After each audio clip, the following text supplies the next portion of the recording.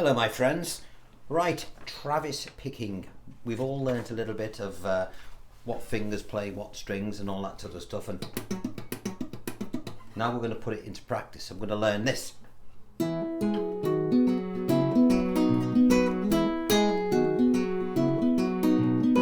It's the 59th Bridge Street song by Simon and Garfunkel, otherwise known as Feeling Groovy.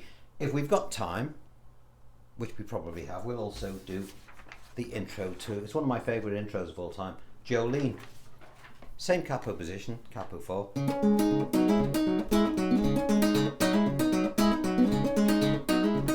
Now if you can play any of those two things, you know, you're going to immediately gain the attention of whoever's sitting in the room with you. You really are. As I said in the last lesson, if you're at a party and people are chatting away in the background, you play anything like that and they're going to immediately stop and turn their attention to you.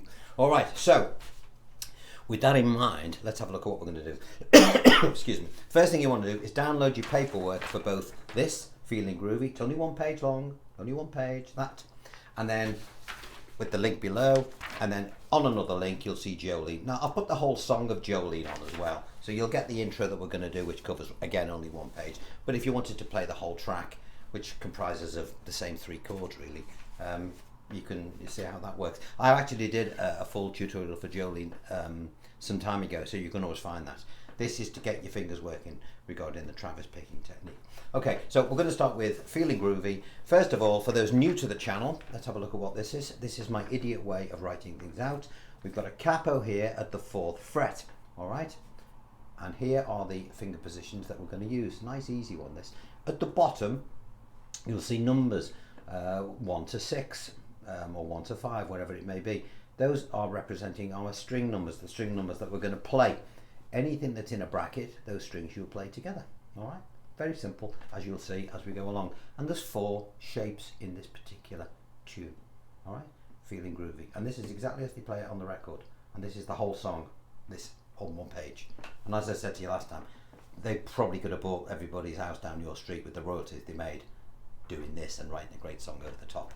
Always worth remembering these things if you fancy dabbling into the music business. Right, first chord we're going to play is a C. All right, and we're going to play it like this. Well, the third chord shape, I should say, because clearly if it's capoed, it's not C anymore. It's, in this case, it's going to be an E, because that finger's the root note. Anyway, that's another lesson. You'll look at the cage system for that. We're going to play a C shape, and we only need these 3 fingers. All right. What are we going to play on this particular shape? Well, if we look down the bottom, you'll see a 5 and a 2 in a bracket. So keeping in mind what we did on the Travis picking lesson and what fingers play what string, our 5 and 2 will be played like this. Thumb playing the 5, second string is being played by the second finger. Okay, then we see right next to it on beat 2, strings 4 and 1. So 4 will be the thumb again, and 1 this time will be finger 3, playing string 1. Put the 2 things together, we've got this. And that is 25% of this track done. Really is. Alright. When we've done that, we will bring our second finger up to the 5th string, and we will drop our little finger onto the 2nd string at the 3rd fret. This is another way of playing G with a B. Alright. It doesn't really matter what it's called. It won't make you play it any better, but that's what it's called if should you wish to know. Alright. What happens then? We look down at the bottom of that particular shape, and it says 5 and 2 together. How do we know that? Because it's in a bracket. Then you've got 3, 4, 3, meaning that 3, the 3rd string, the 4th string, and the 3rd string again. So we'll play 3, 4, 3. Okay, so I'll play that second shape again. 5 and 2, 3, 4, 3. Let's put those 2 bits together. Shape 1,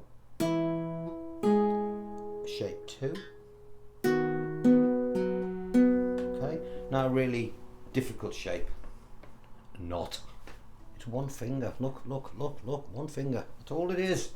Okay. This is like a G sus2 if you wanted to know what the name of it was. Makes no difference. 5 and 2 together. We know that because those strings are written down in a bracket. Then a 3 and then a 4. Okay. 5 and 2. 3, 4. See the way I'm using the correct fingers for the correct strings. Very important. All right, let's go from the beginning. We've done 3/4 of the track, by the way. First shape, second shape, third shape, fourth shape. We're going to go to a G played like this. Okay, now because the first note that we're going to play is a second string, we'll notice that there's no fingers on the second string when we play G. So we can actually be playing that second string as we're moving to put the G shape on. We've talked about this as well, using open strings as you're changing chord. Okay, so we're going to play 2, 6, 3, and then finally 4 and 2 together. See that? Where is it? Can't see the bloody thing. There we are. 2, 6, 3, 4, 2 together. So if I put those pieces together, this is what we have. With C, 5 and 2 to 4 and 1. The second shape, G with the B, 5 and 2, 3, 4, 3. The G sus2, which is just one finger, fancy name for a simple shape. 5 and 2, then 3, then 4. Then we've got on the G shape, we've got a 2, 6, 3. We can be playing the 2 as we're moving to the G. We must, however, be on the G shape for the 6, then a 3, and then the 4 and 1. Okay. Now you may be asking, well, why have you got a finger on the 5th string there if we don't need it? Well, guess what? You don't really need it there. If you could do it like that if you wanted to. But there's a good chance you might hit that string by mistake, and if you hit it and that finger was on, no one would know. No one would know you made a mistake. You hit that with it off, even the dog will give you a sideward glance. They really would. So I always cover strings, even if I'm not playing them sometimes, just as a safety net. All right. So let's look at what we've got. We've done our 4 shapes: C, G with the B, G sus2. G major. Now we'll put a bit of pace. Now, before we play it, now that we sort of know what each hand's going to do, we need to get the sort of general rhythm of the piece in our head. Because remember, unless we can tell our hands what to do with our head, they're not going to really know what the rhythm is.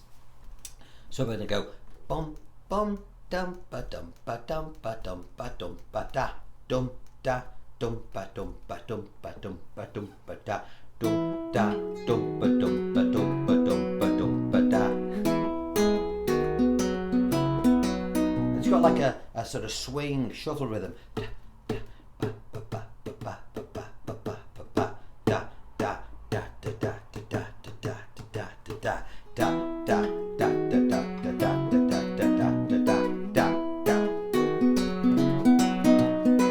Slow down, you move too fast.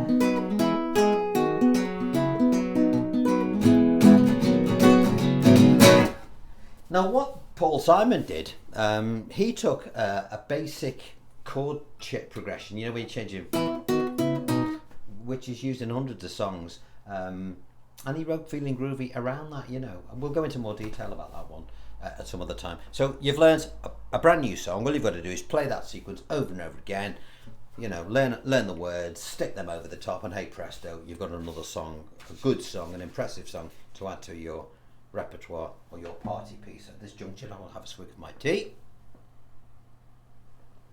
and then we'll crack on to another famous song. Now this is one of my favourite intros of all time, it really is. Jolene by Dolly Parton. Again, it's capoed at the 4th fret. Now Dolly Parton wrote the song, but she didn't play the intro. This would have been played by one of the musicians from the Wrecking Crew. Brilliant bunch of session guys, women as well, because some of the best players were women. People forget this. One of the session guys played the intro with this. She would have gone in with an A minor and said, so it goes like this, fellas. Jolene, Jolene. And the other guy, or wherever it was, or the woman, whoever did it, would have said, yeah, I get it, Dolly. Something like this, you mean? And she just said, yeah, that sounds just great. So I'm going to show you how to play that thing. Okay, so it's all in A minor. Now the good thing about this is, it sounds really tricky and complicated And it really isn't, okay? Because it features so many open strings. Now we've talked about this as well, about open notes and how they play a massive role in performances, and how not many tutors or books for that matter tell you this. You know, when you're playing things, they don't really mention how important these strings are, you know. So let's have a quick look at it. So we've got our 4 shapes here. Now this is easier shape-wise than the one we've just done, okay? And everything we're going to play is down the bottom, all right? Everything we're going to play is down the bottom. Same thing. String numbers are written. If you see single numbers, they're played independently. If you see them together, then you'll play them together. You know, in a bracket, that is. And anything else that you may need to know, like if it says hammer on, you'll do that. I'll show you that as we go along. So the first chord we're going to play is an A minor with this finger taken off. All right, I'm going to call it A minor because I can't be bothered figuring out what I don't know. It's an A minor sus2. I don't care. It's an A minor with that finger taken off. All right, that's the shape we are going to play. Capo again is at the 4th fret. Now, if you look down at the bottom of your paper, of your sheet, which you hopefully will have on screen or you'll download, it says 5, 3, 4, 2, 5. And again, with the same technique as we did in our Travis picking exercise, we play the correct string with the correct finger. 5, 3, 4, 2, 5. And we do it slowly. 5, 3, 4, 2, 5. All right, 25% of the thing done. Okay, we don't go fast, we don't race, that's all we do. There's the shape, nice easy shape. What happens then? We take these fingers off and we make an A minor shape in the air, and we're going to play strings 4 and 2, and we're going to whack that A minor onto those strings 4 and 2. The fact that we're whacking the 3rd string on as well, that's just a happy accident. You'll hear a bit of that note, but we're only going to strike strings 4 and 2. So let's do that again. We've got our A minor in the air, and we're going to hit 4 and 2, and we're going to hammer the whole chord on. Okay? And then after that, we play a 5. That's 50% of the song done. Put those 2 bits together. 5, 3, 4, 2, 5, 4 and 2, hammer on, and then a 5. Give it a bit of pace. You can start to hear it coming together now, can't you? Okay, do it again. What happens after that? Well, a really tricky shape, folks. You can be waving to your neighbour while you're playing the next shape because there are no fingers at all to be added to the fretboard. We're just going to play a 2 and a 4. Yeah, look, there it is. 3rd shape, nothing on there. You're just going to play a 2 and 4 and it says they're open. So that's 3/4 of the track done. Let's get that far, shall we?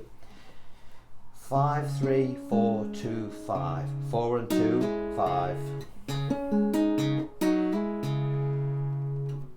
Then the 2, then the 4. What happens then to conclude? We put our fingers onto the A minor. We just put them onto the fretboard like that. And we're going to play 4 and 2 together. And we're going to pull off. Now pulling off, you've got to remember, if I do it from this angle, don't go like this.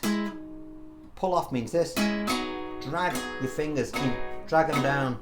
Okay, even if you pull a silly face while you're doing it, you've got to get the note. The 3rd finger again, we're going to leave that on because it adds a little bit of something else, okay? So let me do that pull off again. Is our A minor. We're going to pull off on the 4 and 2. And then while those fingers are off, we're going to again play the 4 and then the 3. I'll play that last shape. See that? Put the 4 bits together. We've got this slowly.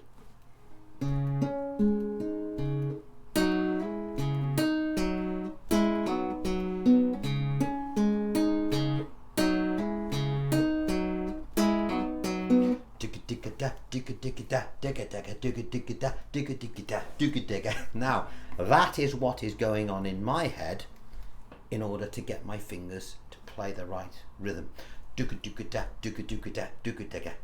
See the way I'm making a fool of myself just to show you how it's done. But that's what's going on. When people say we play by ear, that's what it means. We don't need crotchets and quavers on a piece of paper to tell us how long the note lengths are or what's going on.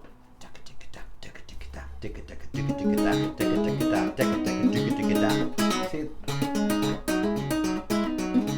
Do it slowly.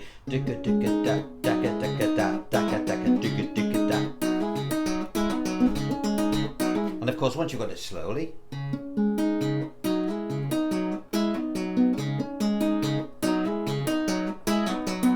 what happens then? Well, you can just play the song.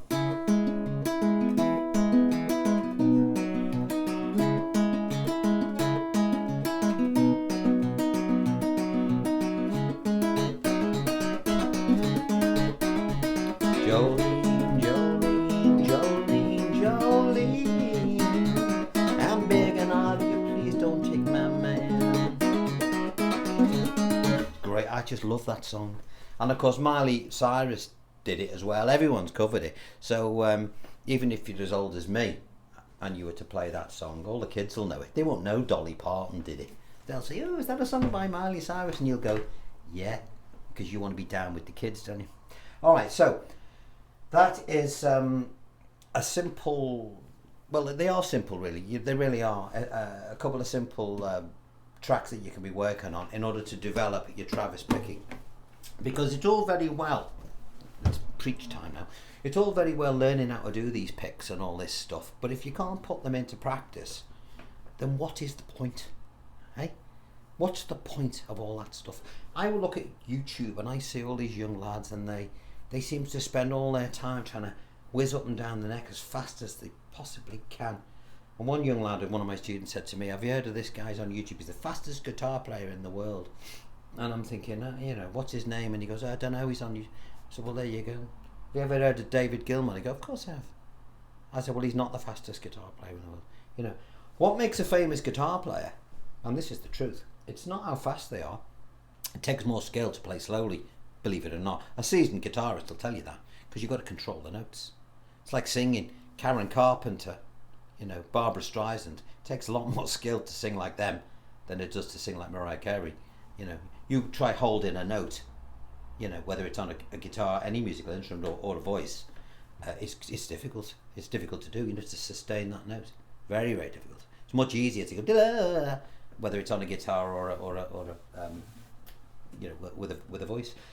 So it's important that you put your picking stuff into practice and start learning how to play certain things. Another track that I'd like to show you how to play when you've got the hang of that is it's always good to have a little instrumental in your arsenal. There's a joke in there, all right? There's a joke in there, but I think I've got some younger viewers, so I'm not even going to go there. Right, watch this.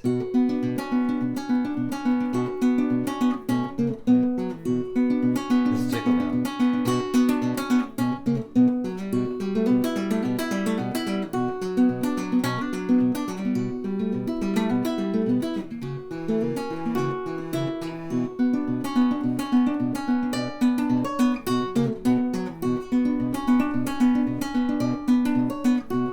Etc, etc. It's a beautiful instrumental by Donovan.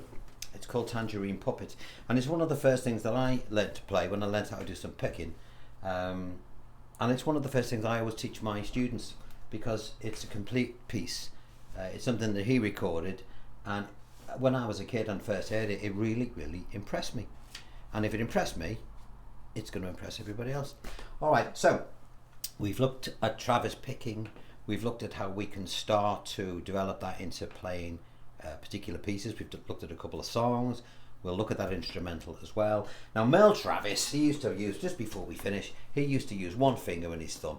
So I've done a tutorial on this before, but we should actually do a little bit of blues picking as well, which leads us into that type of thing, into Mel Travis style. We're only going to need one finger for this.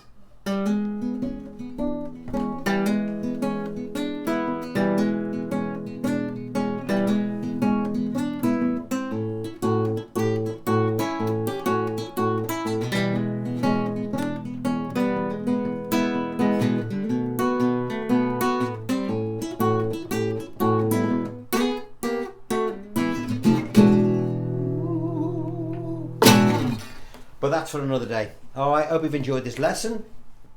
Don't forget to get all your mates to subscribe. Everything on my channel, as you know, is all 100% free.